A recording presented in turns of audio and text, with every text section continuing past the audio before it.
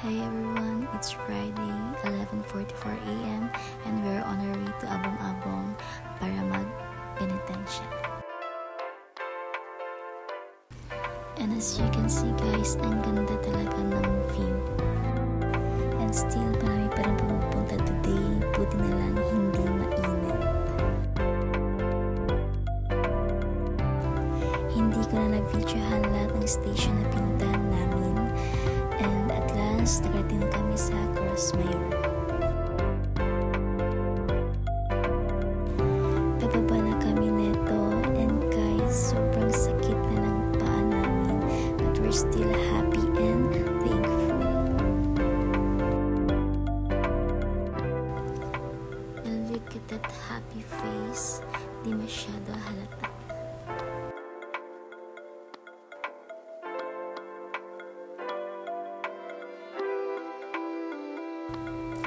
And here, tinuturo ko sa boyfriend ko na by cherry blossom na tumutubo.